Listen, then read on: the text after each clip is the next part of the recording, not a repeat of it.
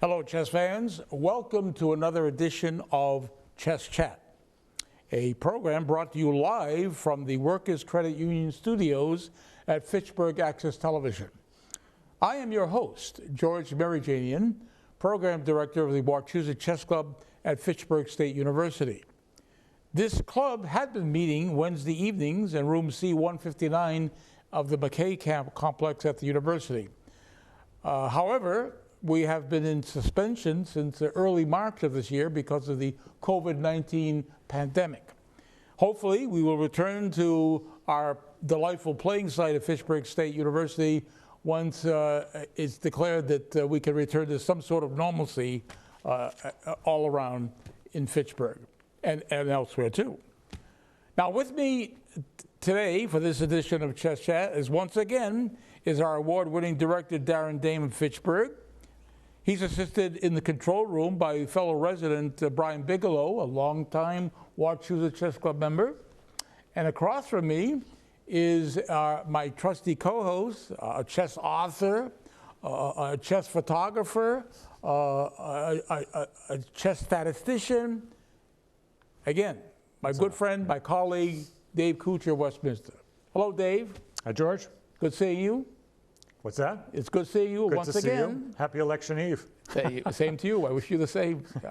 Now, Dave, today's program, we're going to spend time discussing and talking about a major national event that took place last month, finished last month. And we have good news because our own, once again, Carissa Yip, our 2014 Wachusett Chess Club champion, won a major event online. Yep. And what was this event that she won that was held online? It's the United States Girls Junior Championship. Okay. Now this is usually played actually in St. Louis, Missouri, yep, at the St. Louis Chess Club. And you told me that this was this is her third year in a row that she has won the U.S. Yes. Girls Junior Championship. Yes. Okay. Well, again, another great victory for our own Carissa Yip, who is now, she became an international master. She was awarded that title this past year by the World Chess Federation. And again, she started, her early years were at the Wachusett Chess Club. Right. And actually, she joined, I know the first game she played at the club was December 1st, 2010. So it's been 10 years. 10 years. 10 years ago.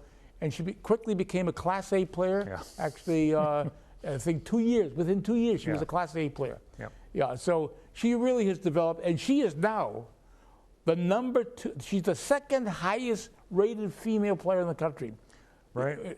And we can, a spoiler alert, right? We can mention the women's championship she played in. Yes. Now, who is the number 1, the highest rated female player in the country right now? Grandmaster Irina Krush. Grandmaster Irina Krush, who Carissa has beaten. Hasn't she beaten her a couple of times? Yep. Yeah, so Irina Krush just won the U.S. Women's Championship, which was also held online. Right. Yeah, yep. and I think Carissa came in second. Carissa came in clear second. Yep. So we're gonna do a show on that, aren't we? I think so, yeah.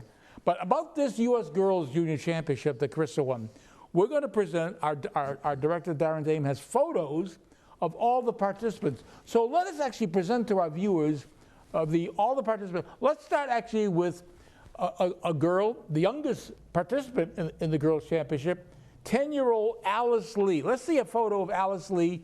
Alice Lee, there she is.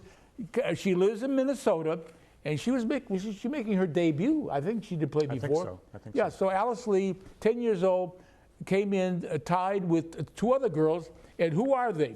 Let's look actually, as I look at my notes here, because I can't do anything without notes. Let's go to Sophie. Let's go to Sophie Morris Suzuki. Now Sophie is 18 years old, and she lives in New York. She is a women's World Chess Federation, a FIDE master, a women's FIDE master, which is a World Chess Federation master. So that's Sophie. She tied with Alice Lee. But there's another girl who tied with the 2 of them, and that was actually Martha Samadashvili.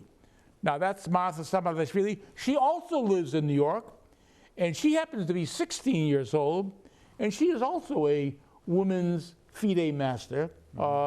Those 3, Martha, Sophie, and Alice, They tied for 8th through 10th place in the tournament. Now let's go to the next player, which is actually Ri Yang Yang. Where's Ri Yang Yang? We'll get her. And I'm going to tell you something about Ri Yang. She actually came in clear 7th. How old is Ri Yang? I think she is, according to my notes, 13 years old. And she's from California. Mountain View, California is where she lives. And she came in again clear 7th, I should say. Now, who came in clear 6th? I think somebody came in clear 6th, and that is Emily. Let's see a photo of Emily Nguyen. Emily Nguyen is 18 years old. She's from Texas. She is a women's international master. Okay, so that's Emily, came in clear 6th. Now we have a tie. We have 2 girls who tied for 4th and 5th. Let's look for Thalia Cervantes. There is women international master Thalia Cervantes.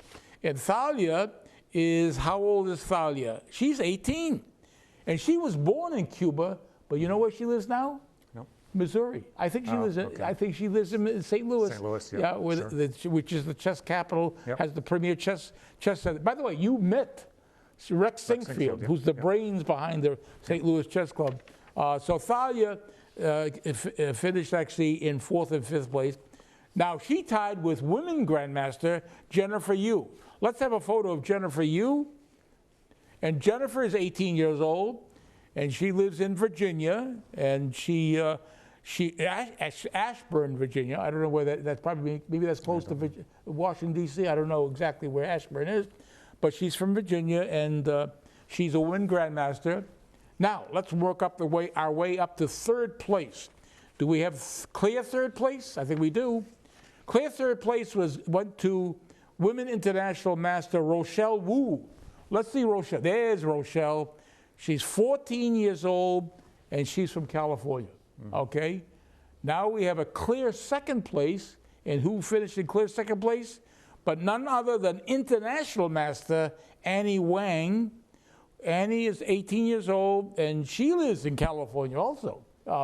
So Annie finishes runner-up in this year's U.S. Girls Junior Championship. But now we come to the champion for the 3rd straight year in a row, and that's none other than our 17-year-old Carissa Yip, who lives in Andover, Massachusetts, used to live in Chelmsford, and that's when she used to come to the club, back when she lived in Chelmsford.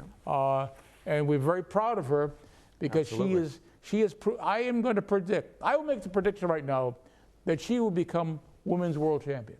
That's a rather bold prediction. I won't take that back because I agree. I agree that I think she will be contender for the women's world championship. Yeah, I think she will be eventually. Now, Dave, we're going to present to our Chess Chat viewers a critical game that was played in the last round of this U.S. Girls Junior Championship because it was critical because actually if Carissa had lost this 9th and final round game, she wouldn't have finished clear 1st. She would have tied for 1st with the opponent that she's playing in this game. Rochelle Wu. And she played Rochelle Wu in that 9th round game, and we're going to present it to our viewers right now. Now, Carissa had white in the game. How did she open the game against Rochelle? With e4. Okay, a good opening move. We've seen that hundreds. You know, this move has been played maybe millions. Probably billions. Billions. I would say maybe billions of times in the world. Since Fischer called it best by test. Fischer called it best by test. Okay, so how did Rochelle respond with her black move? She plays c5. Okay, now Sicilian defense. Okay, and so Rochelle has to play for a win here. She has to win. She's playing for a win. So she's looking to unbalance the position. I don't know if she normally plays the Sicilian, but it's a good idea to play it when you need a win. All right. It's an unbalanced position. So how did Carissa continue with her second move? Plays knight to f3, preparing d4. Okay. To which we see it on our screen here. Yeah, lots of choices here, but Rochelle went with d6. Okay, we see d6. Or we see the knight f3 now being developed. Okay. But we will see we'll see Rochelle play her pawn at d6. d6. Okay. Yep, we see it. Now, how does Carissa continue? Third move? Plays d4. Okay, this is all standard. This has been played, again, millions, billions of times around the world. Okay, so Rochelle now captures. The C pawn takes on D4, C takes D4, to which Carissa now is going to respond with what? Knight takes D4. Okay, we see the capture. Knight takes D4. It's coming up. We'll give it time. Yep, there it is. All right. Black. Okay, Rochelle's now fourth move. What does she do? She develops knight to F6, attacking the pawn on E4. Which needs to be defended. Yep. Okay, and how does Carissa defend that pawn? Carissa makes a standard move of defending with knight to C3. Okay, good developing. Now, so she's actually got 2 knights developed already, and now it's Rochelle's actually. Here there's lots of choices again, but one of the most common is to play A6. Now, do we have something, do we have a variation of the Sicilian defense now? So this is the Najdorf. Najdorf. This is named after a 20th century, very strong, one of the top players of the world back in the old days, Miguel Najdorf. Born in Poland, but he settled in Argentina. Yep. You know, they had a World Olympiad in Buenos Aires. I think it was 1939. He said, "Wait a minute, I can't go back to Poland. They're having a war there." So he chose it was safer to stay in Buenos Aires, Argentina, than go back to Poland. That's where he lived the rest of his life. He lived the rest of his life in Buenos Aires, Argentina. Anyways, I digress, as I always do. Okay, so what did Carissa do in response to A6? So or what are the choices? Again, lots and lots of choices. Bishop to G5 is a common one. Attacking the knight. You pointed out bishop to C4 is a Fischer Bobby favorite. Fischer loved this move. Bobby Fischer always played bishop C4. Lots of people like to play bishop to E2 to keep options open. On both sides of the board. Both sides, but bishop to E3 is what Carissa went with. Okay, all right. It's a good move. Nothing wrong with it. Okay. Now, Rochelle's, what does she do actually on her 6th move? E5, again, very standard in the Najdorf. Attacks the knight, forces the knight to move. Now, where's that knight going? Now, again, a critical decision here is basically, is it going to go to B3 and then white castles queenside, or is it going to go here, white will castle kingside? This is a defining moment in the game. Right. People more commonly play it here. Right. But she played this way. We think actually, we were talking about it, we think this might have thrown Rochelle off a little bit. Probably Rochelle was expecting the knight to go to B3. She sort of was playing, we think, as if she had put the knight here. But right. Okay. Because now on her 7th move, we have that, right? Up there, yep. Yeah. On Rochelle's 7th move, she plays bishop to E6, which is not common here. I think it would have been more common if she had put the knight there. So you're saying the theory frowns upon this bishop E6? And they asked her about after the game, and she said, she had sort of remembered at one point that Carissa could play knight to G4, but then she forgot. She forgot? She forgot, and she played it fairly quickly. And we need to point out that they only have 25 minutes each for the game. That's right. We should point out the time. Right, with they would play 10 seconds added on with each move, so it's relatively quick time it's control. It's quick chess, right. Yeah. So anyway, so in fact, Carissa did play knight to G5 attacking it. Right. She'd like to eliminate that light squared bishop there. All right. And so the commentators were saying from this point on that Carissa really just kept the pressure on. Right.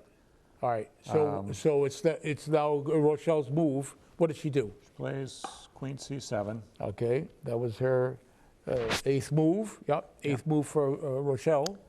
And Carissa responded pretty quickly and just picked off the bishop on E6. Yeah, you don't spend valuable time on the clock with a move like that. You got to take that bishop immediately. And of course, black only has one reply. Takes back with the pawn, F takes E6. Okay, let's see, F takes, we see the pawn on F7 is going to capture the knight on E6. So right off the bat, the commentators were just saying this pawn's going to be an object of attack. Okay, now does black have a threat here? Now, it's white's move, but what is black's threat here in this position? Is it to play the pawn up to B5? By playing E6, doesn't it support the advance of the pawn to B5? Right. All right. So how does Carissa respond to that threat? So she plays A4, which prevents that, but we're going to see it allows something else too. Okay. So what did Rochelle do now? She continues her development, knight B to D7. Right. And now it's actually Carissa's 11th move. How does she continue? And Carissa plays something that, you know, I wouldn't even think of. She plays A5. Right. And the point of A5 is that she's thinking she's going to bring the rook up here, which wouldn't even occur to me. Right. I always think of bringing the rooks to the middle. Yeah, right. You know? But she has a plan. I mean, she has an idea. I mean, by bringing, okay, that's her plan, to bring, it's called a rook lift. She's Rook lift, yep, lifting the rook. support the pawn. Adding more support to the pawn on E4. Yeah. Okay, so what did Rochelle do? Rochelle continues development, bishop E7. Right. And now Carissa carries out her plan. We'll see it. Yep. We're going to see that rook on A1 move up to the A4 square. Now we have both the rook and the knight on C3 defending the pawn on E4. It relieves the knight from having to stay defending that pawn on E4, one thing. Right, and it opens another possibility that we're going to see in a couple moves for another surprise from Carissa. All right, Rochelle's move. What is she going to do? So Rochelle castles. All right. Now, Carissa does what? Now Carissa goes after this pawn that's been weak. Bishop to C4. Now, the pawn on E6 has no defense. No defenders. Nothing is defending that pawn on E6. Right. Now, but there's only one move to defend that pawn on E6. Right, so she just castled, and she's already got to move the king out to F7 to defend it. Right, okay. So the king is now defending the pawn.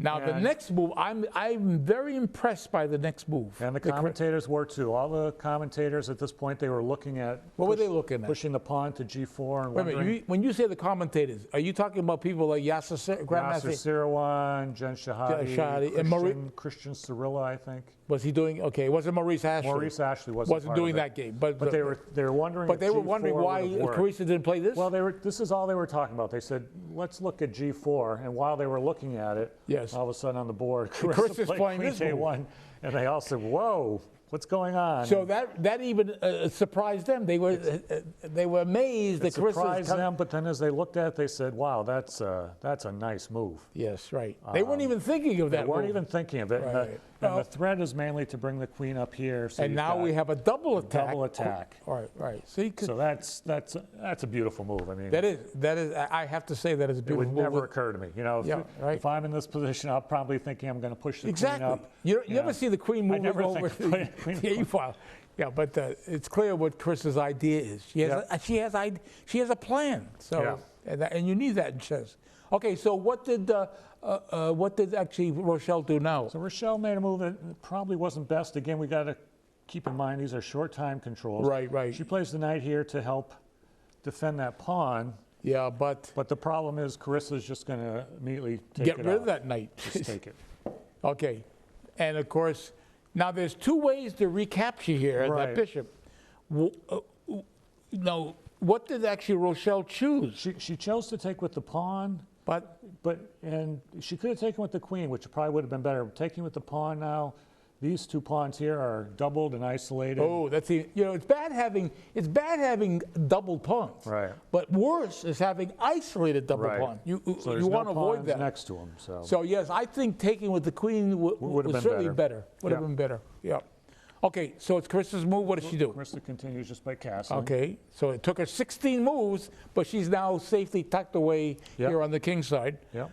Okay, Rochelle's 16th move is what? What does she do? She brings the rook on F to the open D file. Okay, very good. Yep. Sees the open file, and now to which Carissa does what? She plays knight E2. Yeah, because the knight has no future on C3. Because remember, black can't come here. No, black controls all those key squares, B5 and D5. So the knight has to redeploy. Right. But also there's a plan here. This also sets a possible trap.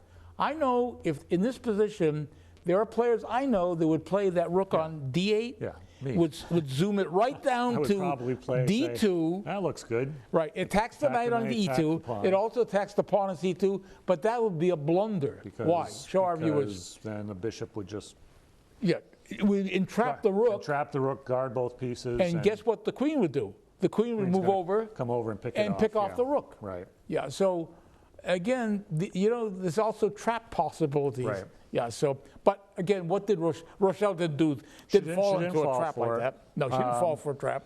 So she's got the bishop bearing down on this pawn. It's Right. pinned, so she makes an escape square for her king by playing g6. Right, exactly. That's what she did, right? Yep. Okay.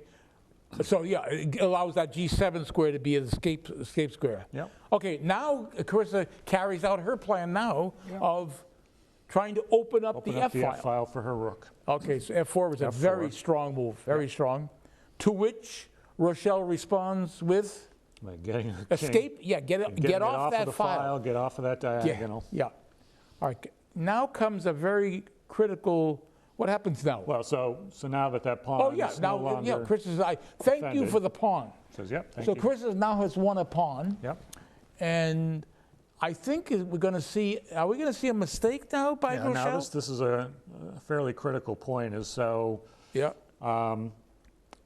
so Rochelle's going to take, but she could have simply What, done bring the something like queen? queen to Yes. c6, attacking the bishop, And also attacking. That's right. Yeah. attacking the bishop, attacking the pawn. That would have been better, It wouldn't it? would have been better. Much better. Yeah. But she captured Ooh, wow. on f4, which All right, let's see that. Does- E takes F4. Yeah, we see it Yeah. with the pawn. Yeah. there's two negative features to that. One, she can bring her knight into the attack. The other Right. is that, by doing this, Oh, wow. Putting more open pressure up on the that knight on diagonal. F6. So for So Carissa, it's Carissa's move? 20th move, she takes on f4. Okay, we see knight on E2 capturing the pawn on F4. So the And now knight's it's part of the attack. Okay. Bishop. Bishop to d6. Now, what is black threatening now? Isn't there, doesn't Threatening to black take now the have a knight. threat? Yeah, the queen and the bishop are now attacking the knight, which is only defended by the rook. Right. So there is a threat. Black Yep. has the first threat Yep. of the game on her part. But how does Carissa respond to She that? plays knight to d5, Ooh, moving it and wow. attacking the queen And the knight. and the knight. All right, so this is where Rochelle has to eliminate that knight. Yeah. She takes the knight on d5. Okay, let's see that. Knight takes, okay. We see it. To which, what are we going to see now? Yeah. So Ooh. the commentators had seen this as a possibility. Rook to f7 check. So checking the king, Forking attacking the queen and the rook. Yep. The queen and the king. Okay. So that has to be captured. Basically has to be captured. So the queen's gone. All right, so takes queen on f7. c7 captures the rook on f7. Yep. And now we see what? Bishop takes f7. All right, let's see bishop taking the queen on f7, which we do. And now what does Rochelle do? So now Rochelle, her knight on d5 is attacked by the pawn. Right. So she simply moves it To e3. e3. And by the way, by saving the knight, now black is threatening to take that bishop Take on the f7. bishop, right. Okay, now how does Carissa respond with that? Well, she saves her Plays bishop bishop to d5. by redeploying the bishop to d5. Yep. Okay. Now, we've reached another critical point in the game, have we not? Yep.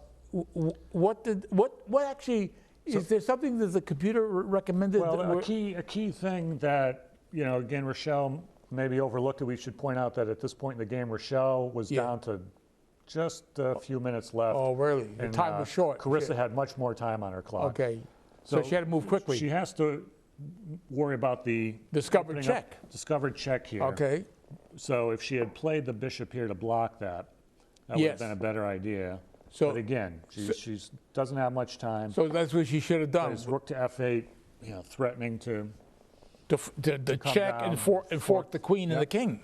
Okay. So she should have first played bishop e5 bishop here. and Yep. stopped that discovered check. So in fact, on her 25th move, Carissa does play b3. Let's see b3. Yep, b3. There's a discovered check with the queen on a1. All the way from a1. Okay, so that means the king has to move here. I mean, to King save only has it. one. There's only one to square. go to. h6. King h6, the only square that the king had.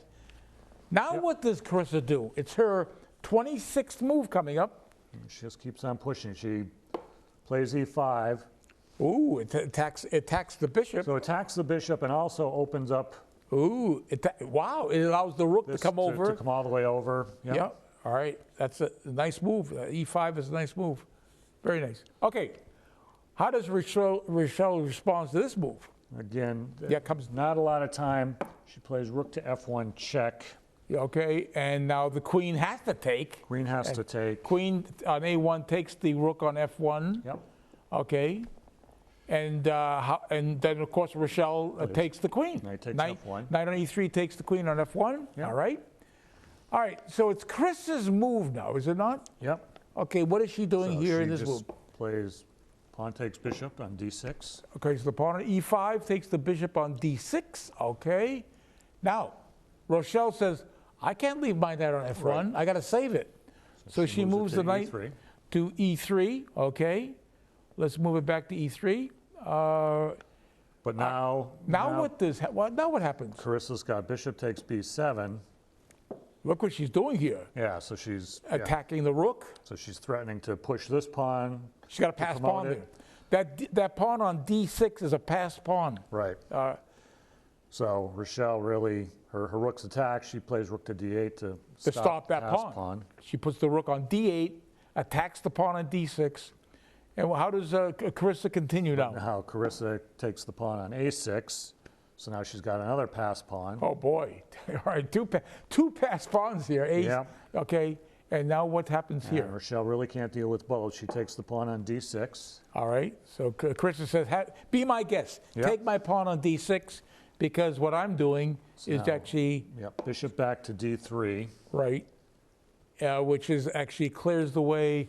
For this pawn. Yeah, actually, the pawn's going to make it an advance. It's unstoppable. The rook is behind it. The rook is behind it. The square is covered by the bishop and the rook. Right. The rook cannot go. It cannot stop. Does not control the A. So even if Rochelle tries to get the rook back to cover the square, you know, Carissa can always put the bishop here, and now she's got two pieces covering. So since this pawn can't be stopped, Rochelle just resigned at this point. All right. And that gave the championship to Carissa. That actually clinched it right then and there. That was the last round, So an exciting ninth and final round game from this year's online U.S. Girls Junior Championship. And hopefully we'll see this same tournament played next year. Carissa will play. She'll be eligible still.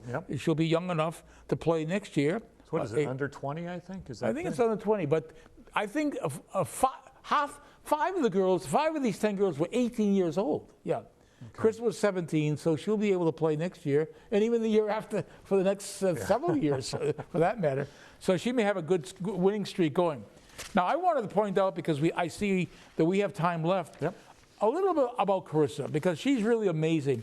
You know, she has done more to make the Wachusett Chess Club known to the outside world because of her appearance at our club. But you know, when she played for the first time at the Wachusett Chess Club, and she loves play. You told me the story. Who was the one that asked her a question about? It was I watched her on this show. Yeah, you watched her on the show. You commented that she was going to the, I think, Metro West Club and the Wachusett Club. You're right. She was sitting here with Percy, her father. And you Percy. said, which do you prefer? Right. And she said the Wachusett Club, and you said, oh, why? Why? Why would you want to say, because it's such a wonderful club. She said, because the players are easier to beat. But she was right. You know, our players were much easier to beat because we weren't like the Metro West Chess Club in Natick or the Boylston Chess Club. Right. Now, she played in all these clubs. She played at Metro West, Boylston Chess Club, but it was in Davis Square in Somerville. But again, we have to end our show. We wish all our viewers a very good rest of the month. We'll see you next time for the next edition of Chess Chat. We'll bring you another exciting game from a very exciting tournament. Stay tuned and watch the next episode.